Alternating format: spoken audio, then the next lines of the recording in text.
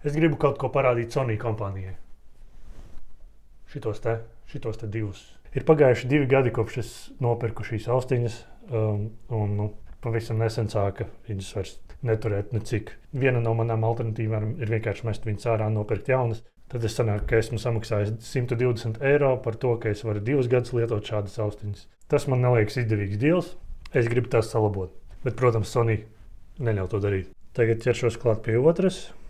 Cerams, bišķi ātrāk un veiksmīgāk. Esmu iekšā ar žileti. Atkal esmu nogriezis plasmasas gabalu. Jau salauzu kaut ko. Plasmasa te nedaudz padodās jau. Tas nav labi. Es neteiktu, ka ir diezgan vieglāk tagad darboties.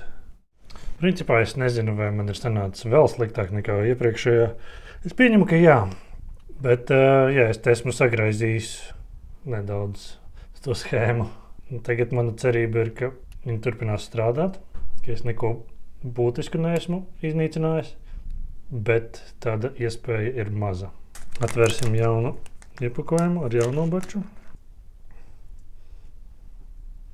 Salīmēšu katru visur apkārt. Neļaudi. Jā, šodien ar precizitāti es nelapojos. Es nezinu, vai var redzēt, bet vizuāli šīs austiņas ir sabojājušās un negarantēja par ūdens izturību.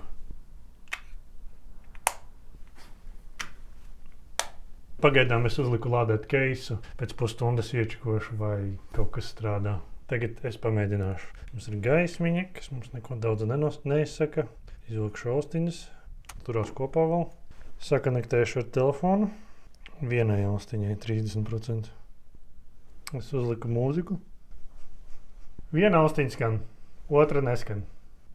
Jocīgākais ir tas, ka tā, kur es visvairāk iznīcināju ar lielāko caurumu, tā strādā, bet tā, kur es pirmo laboju, nestrādā.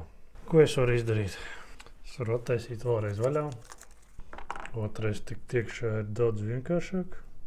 Man liekas, viņam jāpieskarās šim, ja jūs redzat.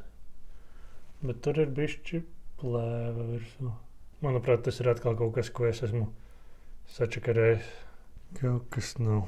Labi, mēģināšu palādēt vēl nedaudz. Tā kā man neizdevās salabot savas austiņas, es šīs metīšu ārā un tad jau pirkšu jaunas austiņas. Noteikti ne Sony, bet kaut kādas tādas, ko es varētu pats salabot. Labojums, bet papildus mēģinājumiem tomēr austiņas strādā. Nedaudz gļukaini, bet pieņemami. Bet, ja man būtu jāpasūta jaunas, visticamāk tās būtu Fairbat austiņas, jo tās var ļoti viegli salabot un to kvalitāte arī šķiet ir ok.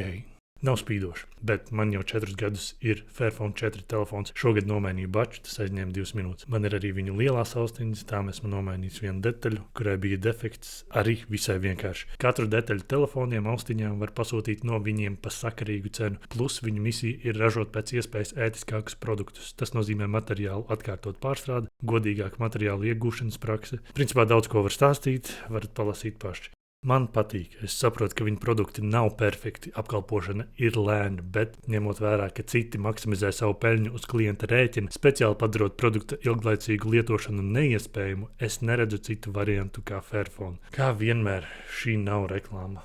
Vienkārši gribu padalīties ar labu produktu.